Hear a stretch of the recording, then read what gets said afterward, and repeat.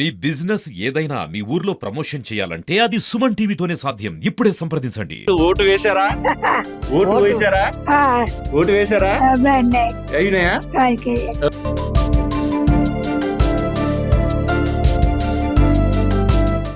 బిజీగా ఉన్నా మీరు రావాల్సిందే, వేయాల్సిందే.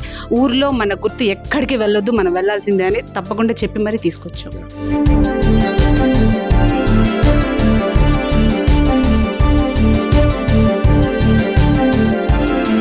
It is the people's right. Everyone has to vote. అందరూ వచ్చి ఓట్ వేయాలని కోరుకుంటున్నాను.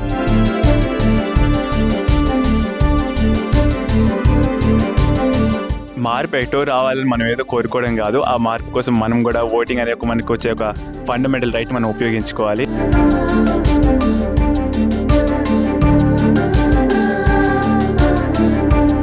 స్థానికాలకి చాలా ప్రాధాన్యత ఇవ్వాలనే అంశంతో మేము ఇక్కడికి వచ్చి ఓట్లు వేయడం జరుగుతుంది.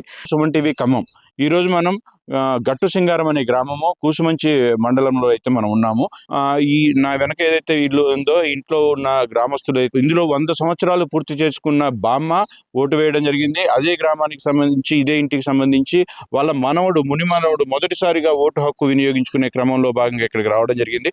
సో వీరు ఓటు హక్కుకి ఉన్న ప్రాధాన్యత ఏంటి అనే అంశంలో భాగంగా మనం వీళ్ళని మాట్లాడించే ప్రయత్నంలో ఈ కుటుంబం దగ్గరికి అయితే మనం రావడం జరిగింది. అసలు ఈ కుటుంబంలో 100 సంవత్సరాలు పూర్తి చేసుకున్న బామ్మని, అలాగే మొదటిసారిగా తన మనవడు ఎవరైతే ఉన్నారో అతన్ని మాట్లాడించే ప్రయత్నం చేద్దాం. సో మనం చూడవచ్చు, వెల్లంపల్లి భద్రమ్మ 100 సంవత్సరాలు పూర్తి చేసుకునే ఎంతో భాగంగా ఈరోజు ఓటు హక్కుని వినియోగించుకొని ఆ ఓటు హక్కుకున్న విలువని తెలియజేయడం జరిగింది.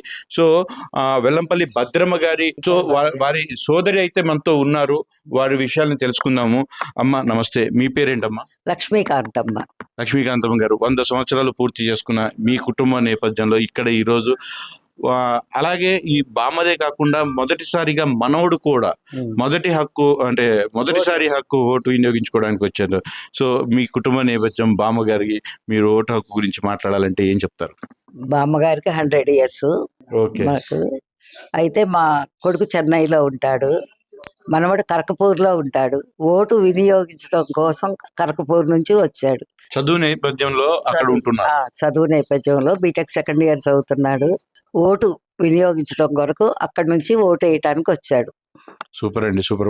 ఇప్పుడు ప్రజెంట్ ఉన్న పరిస్థితుల్లో ఓటుకి ఒక ముఖ్యమైన విలువ ఉంది. ఆ విలువని తెలియజేయటంలో మీ కుటుంబం ఈ రోజు ఇక్కడ చూడడం, కలవడం చాలా ఆనందంగా కనిపిస్తుంది.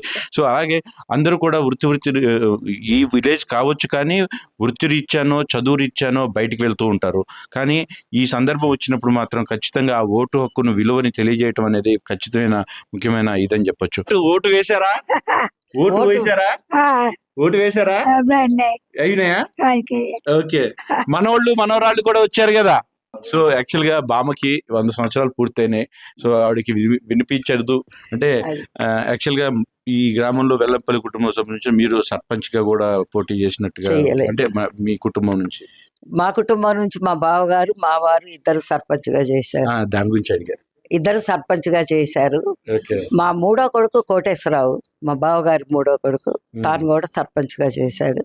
సో ఓటు విలువని తెలియజేయటంలో భాగమే కాకుండా వల్లూరుపల్లి వారు ఈ గ్రామానికి సంబంధించి కొంచెం పెద్ద తరహాలోనే ఉండడం జరుగుతాం చూస్తూ ఉంటుంది. అలాగే ఇదే క్రమంలో వీళ్ళ కుటుంబ సభ్యులు అందరూ కూడా ఈరోజు ఇక్కడికి రావడం జరిగింది. ఇక్కడ ఉన్న వాళ్ళందరినీ కూడా మనం గమనించవచ్చు. సో నమస్తే అమ్మా, మీరేమవుతారండి?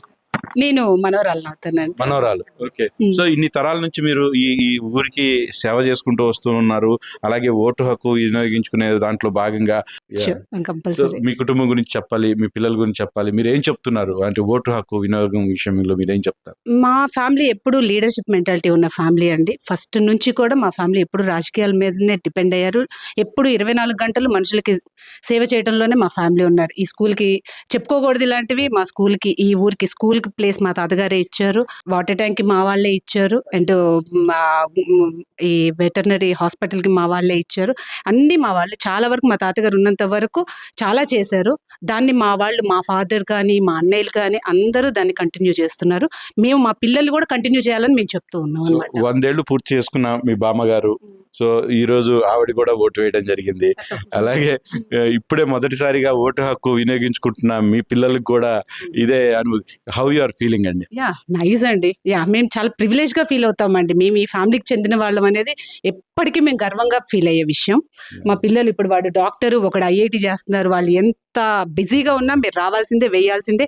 ఊర్లో మన గుర్తు ఎక్కడికి వెళ్ళొద్దు, మనం వెళ్ళాల్సిందే అని తప్పకుండా చెప్పి మరీ తీసుకొచ్చాం. ఓటు హక్కు వినియోగం గురించి చెప్పడం ఒక ఎత్తు, మీ కుటుంబంలో బామ్మగారు ప్లస్ ఇటు మీ పిల్లలు అందరూ కలిసి ఈ కుటుంబంలో కనిపించటం, చూడడం అనేది చాలా అద్భుతంగా అనిపించే ఈ కథనాన్ని మేము చేయడం జరుగుతూ ఉంది. ఓటు హక్కు వినియోగించుకుంటున్న ఈ కుటుంబ సభ్యుడైతే ఇక్కడ ఉన్నాడు. సో మీ ఇంట్లోనే మీ బామ్మగారికి 100 ఏళ్ళు, నువ్వు మొదటిసారిగా ఈ హక్కు వినియోగించుకోవటం వ్యవహారం మీద how you are feeling? Feeling happy. So ఏం చేస్తుంటారు? నేను college second year BTech IIT ఖరగ్పూర్లో. Oh super. ఓట్ కోసమని వచ్చాము ఇక్కడికి. It is the people's right, everyone has to vote. అందరూ వచ్చి ఓట్ వేయాలని కోరుకుంటున్నాను. సో మొదటిసారిగా చేస్తున్న దాని మీద నువ్వు ఎలా ఫీల్ అయ్యావు? మంచిగా అనిపించింది, ఫస్ట్ టైం ఎక్స్పీరియన్స్ ఓట్ వేయటం. సో మీరు, మీ పేరు? నా పేరు నాగార్జున. నేను హైదరాబాద్లో ఎంబీబీఎస్ థర్డ్ ఇయర్ చదువుతున్నాను. ఇది కూడా నా ఫస్ట్ టైం ఓటింగ్. ఎక్స్పీరియన్స్ అయితే బాగుంది. అండ్ బేసిక్గా మాకు స్కూల్లో చెప్పే వాటికి స్టూడెంట్ గా ఓటు హక్కు విలువ అంటే ఏం చెప్తాం?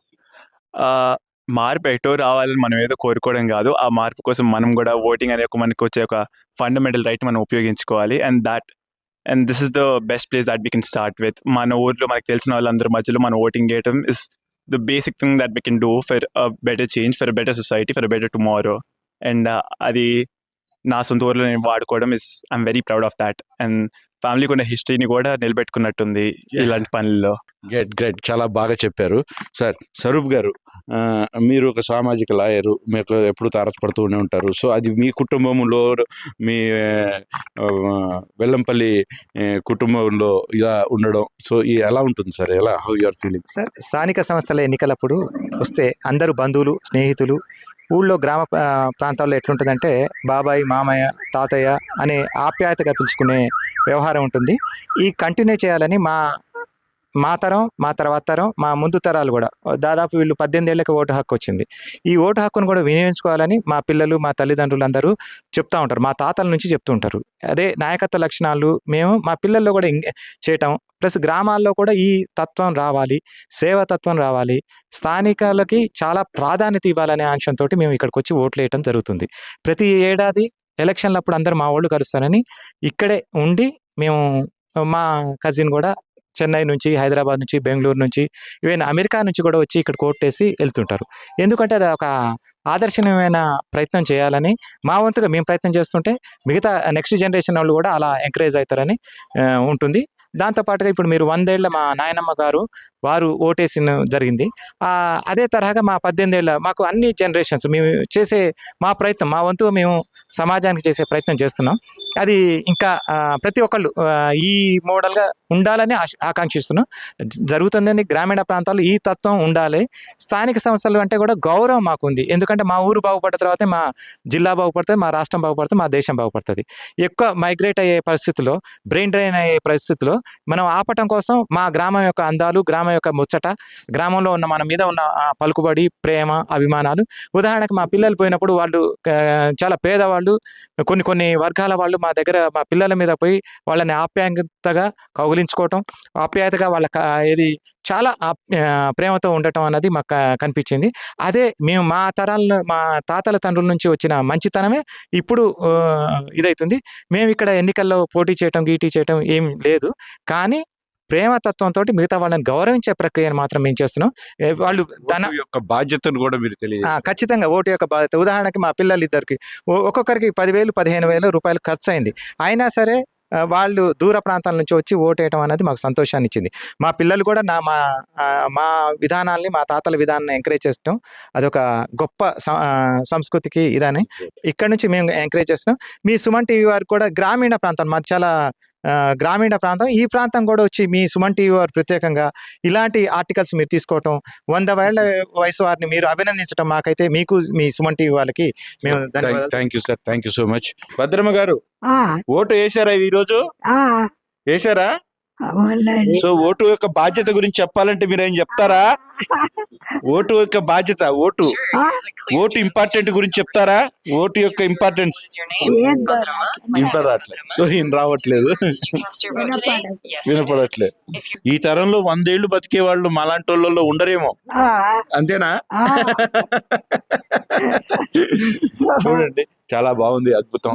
100 ఏళ్ల బామ్మతో ఈ రోజు ఈ చిన్న చిట్చాట్ చేయడం నాకు చాలా హ్యాపీగా అనిపించింది.